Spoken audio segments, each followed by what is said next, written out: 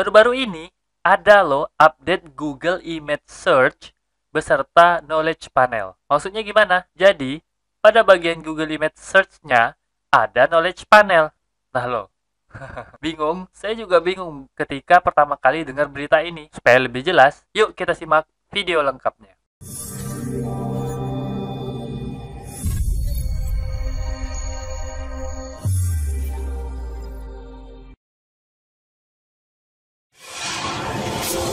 Sebelum memulai, pastikan Anda sudah menekan tombol subscribe untuk mendukung channel ini. Dan jika Anda menonton di YouTube, pastikan Anda menekan tombol lonceng agar Anda mendapat notifikasi setiap ada video baru. Assalamualaikum warahmatullahi wabarakatuh. Ketemu lagi bersama saya Kanada Kurniawan dan masih di channel kita Projasa Web. Pada kesempatan kali ini kita akan ngebahas tentang update Google Image Search yang menyertakan knowledge panel pada hasil pencariannya. Penasaran? Yuk langsung kita masuk ke pembahasannya. Nah, jadi hari ini ya, tepat tanggal 9 Juli, nggak tahu mungkin video ini bakal terbitnya tanggal 10 Juli ya, besok. Tapi hari ini saya ini ada lagi buka-buka search engine roundtable ya, dan menemukan berita baru ini, betul-betul baru dikeluarin hari ini, yaitu Google Image Search, tapi ada knowledge panelnya. Nah, maksudnya gimana? Nah, ini coba kita lihat ya. Nah, ini disertai contoh di sini. Jadi kalau kita lagi nyari sesuatu, kalau ini contohnya nyari tentang Chevrolet, hasilnya itu ada knowledge panelnya di sini. Jadi kalau teman-teman klik di bagian bawah itu langsung ada penjelasan lengkapnya. Jadi nggak hanya image doang seperti saat ini yang sering kita coba lakukan ya. Kalau kita lagi nyari image, ya dapatnya image doang gitu kan. Paling ada tulisan di bawah dikit gitu kan. Nah, kalau ini ada knowledge panelnya. Nah, buat teman-teman yang belum tahu apa itu knowledge panel, yuk kita coba cari ya. Knowledge panel. Misalnya apa ya? Coba kita ketik negara Brazil gitu ya. Negara Brazil. Nah, ini. Bahkan kalau tulisannya salah juga tetap ada knowledge panel ya. Nah, knowledge panel ini yang di sebelah sini nih. Udah ada gambarnya, udah ada petanya, udah ada penjelasannya. Nah, tapi update kali ini itu pada image. Jadi image-nya itu ada penjelasan. Ini gambar apa, bahkan kalau mobil ini ada tipe apa, berapa jumlah seatnya, dan lain sebagainya. Nah, ini bahkan ada contohnya dalam bentuk GIF ya, coba kita lihat. Nah, itu. Jadi begitu diklik itu langsung ada knowledge panel yang berisi banyak teks gitu ya, penjelasan tentang image-nya. Teman-teman coba perhatikan ya. Nah, ini merupakan perubahan yang lumayan bagus ya. Jadi setiap image itu ada penjelasan yang lebih lengkap lagi.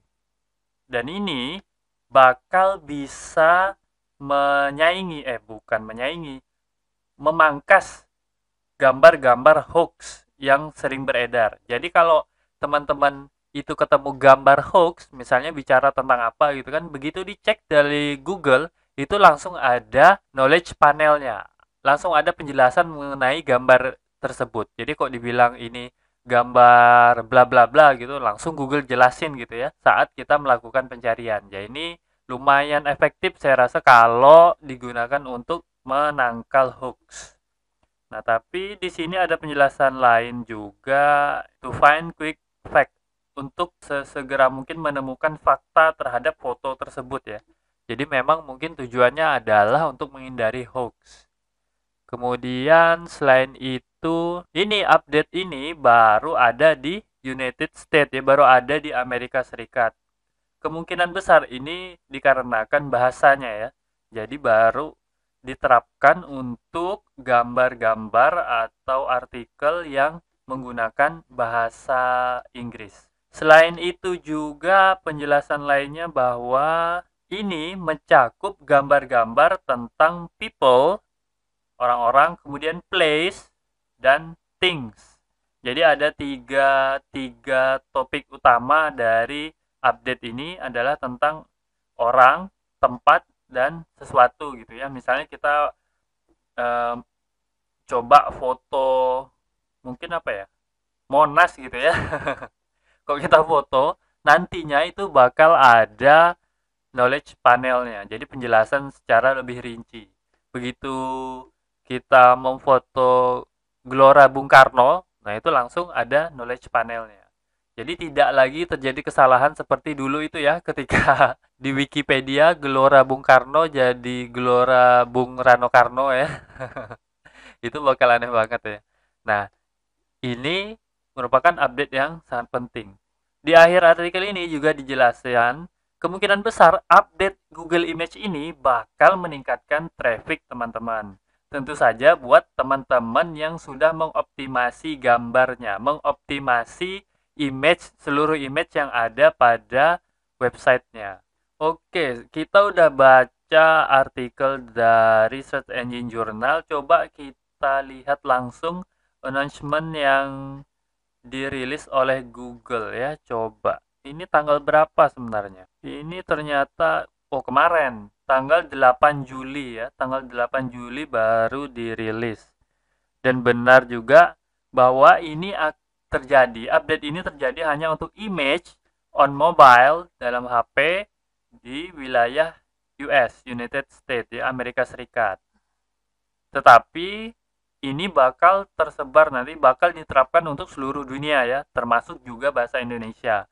Kita nggak tahu kapan, tapi hal ini pasti akan terjadi. Jadi teman-teman mesti siap-siap juga ya. Jangan sampai rugi, nggak ikutan dapat trafficnya. Ya sama aja ya, sama dengan artikel dari Search Engine Journal.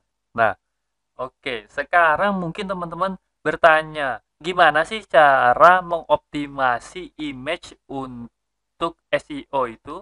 Buat yang belum tahu, kita coba cari penjelasannya ya. Saya udah pernah nulis di artikel Projasa Web itu tentang optimasi image ini. Coba kita cari ya. Ini SEO on page. Oh, ternyata halaman 17, jauh banget ya. Halaman 17. Beneran nggak? Ada nggak? Oh, ini. Ada ya. Ada 31 cara optimasi SEO on page yang saya tulis di website Projasa Web. Coba kita lihat mana image, bukan keyword, description. Nah, ini image ya. Jadi, untuk optimasi pertama, gambar dan foto yang sesuai dengan kebutuhan. Jadi, teman-teman mesti memasukkan gambar dan foto itu jangan berlebih-lebihan. Karena apa? Kalau gambarnya terlalu banyak, dimasukkan gambar yang tidak perlu, image yang tidak perlu, maka itu bisa menjadi hambatan dalam waktu loading. Jadi, loading website teman-teman itu menjadi lambat. Memang ada cara secara teknis supaya loadingnya nggak jadi lambat. Gimana caranya? Itu dengan cara lazy load ya, lazy load. Teman-teman bisa pelajari nanti teknik lazy load untuk image. Kalau seperti website Projasa Web ini pakai lazy load juga ya. Jadi gambarnya tidak membebani ketika load. Oke, selanjutnya itu gunakan gambar yang relevan. Nah, banyak praktisi SEO yang mencoba mengambil gambar itu di image stock. Maksudnya di gambar-gambar gratisan gitu kan. Seperti free pick atau pokoknya tempat-tempat ngambil gambar gratisan gitu. Nah, itu biasanya gambarnya itu tidak terlalu relevan dengan artikel. Nah, ini bisa jadi masalah. Kalau gambarnya nggak nyambung, maka ketika Google mengindeksnya, karena sekarang Google udah bisa mengerti isi suatu gambar itu ya, isi suatu foto itu bicara tentang apa gitu, Google udah mulai bisa memahaminya. Nah, kalau kita masukin gambar yang nggak nyambung, tentu akan berdampak negatif terhadap artikel yang kita tulis. Nah, kemudian apa? Gunakan ukuran yang tepat. Nah, kalau saya pribadi sih cuma pakai ukuran 1280 saya. Jadi lebar image-nya itu saya batasi maksimal itu 1280. Nah, kalau teman-teman lihat di sini, Ini maksimal ada 3840 pixel ini ya maksudnya ya. Ya, saya 1280 pixel juga itu. Nah, ini saya pakai ukuran yang ini ya, HD maksimal. Nah, kalau teman-teman mau pakai yang lebih tinggi juga boleh, tapi teman-teman harus perhatikan gambar tersebut nggak boleh terlalu berat, nggak boleh ukurannya terlalu size-nya itu, kilobyte-nya itu jangan terlalu besar. Jangan sampai 1 mega, teman-teman. Bagi para pengunjung yang menggunakan HP-HP jadul, teman-teman, atau mereka yang punya koneksi lambat. Nah, itu bakal sangat menyiksa. Oleh karena itu, kalau teman-teman pengen optimasi image untuk SEO, maka gunakan image yang bagus, tapi ukurannya tidak terlalu besar. Caranya dengan dikompresi. Kemudian, ukurannya juga dibatasi. Jangan sampai lebih dari 3000 pixel. Atau maksimal pakai ukuran 4K ya. Tapi ini jarang sekali ada, tapi ini kurang maksimal juga sih, karena memang tidak semua perangkat ada. Hanya perangkat-perangkat smartphone baru yang bisa buka dengan ukuran 4K ini. Dan jumlahnya sangat sedikit. Masih banyak loh penduduk Indonesia yang pakai HP jadul ya. Pakai Galaxy Y gitu, itu masih ada gitu. Jadi teman-teman jangan terlalu optimis gitu kalau pengunjungnya pakai HP terbaru semua gitu. Kalau teman-teman lihat di Google Analytics, itu akan kelihatan perangkat apa saja yang mereka gunakan. Kemungkinan besar, sebagian besar itu adalah HP-HP jadul, teman-teman. Oke, itu ya. Jadi ukurannya teman-teman perhatikan, kemudian dikompres gambar tersebut agar kilobyte-nya semakin kecil. Dan terakhir, ini teman-teman wajib menyantumkan atribut al. Al ini maksudnya kependekan dari alternatif. Atribut al ini teksnya itu akan digunakan kalau website teman-teman itu gagal di load. Bukan website, maksudnya gambar pada website teman-teman itu gagal di load. Nah, ini contohnya ya. Smile face ini kan gagal di load, maka teks di dalam atribut al ini yang akan di load. Nah, seperti itu. Nah, itulah cara singkat ya. Ada beberapa tips. 1, 2. Ini pertama, menggunakan gambar yang sesuai kebutuhan, gambar yang relevan, ukurannya tepat, dan terakhir menggunakan atribut atau alternatif. Nah, saya belum sempat bikin artikel khusus untuk optimasi gambar. Mungkin nanti setelah saya bisa bikin artikel khusus, mungkin saya juga bikinin videonya dan saya bagiin di YouTube ya. Nah, mungkin itu ya tentang update terbaru ini. Ini penting teman-teman untuk mengikutinya, segera mengoptimasi gambar-gambar teman-teman. Ini karena apa? Karena dia punya pengaruh, bakal meningkatkan traffic teman-teman. Pengunjung akan lebih berminat untuk mengklik website teman-teman, sehingga traffic pun akan bertambah. Oke, jadi itu mungkin yang dapat saya sampaikan untuk update Google kali ini. Dan kalau ada apa-apa yang saya sampaikan dalam video ini dirasa salah, coba teman-teman ingatin ya, sampaikan kepada saya supaya saya dapat melakukan perbaikan. Kalau teman-teman memiliki pendapat yang berbeda, jangan lupa disampaikan juga di kolom komentar supaya kita bisa berdiskusi.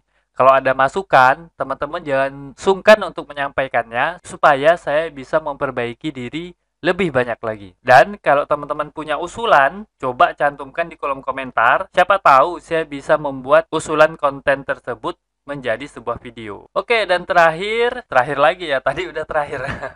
Ini kalau ada teman-teman yang pengen belajar lebih banyak tentang digital marketing, teman-teman sekarang tinggal kunjungi aja Projasa Web Academy. Alamatnya di projasaweb.com/academy. Dan buat teman-teman yang pengen konsultasi tentang jasa pembuatan website atau konsultasi tentang internet marketing, teman-teman boleh hubungi email saya di info@projasaweb.com. Itu gratis, nggak pakai bayar. Saya akan coba jawab semampu saya. Dan kalau pertanyaan teman-teman itu terlalu sulit, jadi saya angkat tangan. Nyerah saya. Tapi tetap emailnya bakal saya balas. Tenang aja. Oke, mungkin itu saja yang dapat saya sampaikan. Kalau teman-teman mendapat manfaat dari video ini, tolong di-subscribe ya, supaya menambah semangat saya untuk membuat video-video yang bermanfaat berikutnya. Selain itu, teman-teman juga tolong di-share ya video ini, supaya semakin banyak orang yang mendapatkan manfaatnya. Oke, mungkin itu saja dari saya akhiri. Assalamualaikum warahmatullahi wabarakatuh.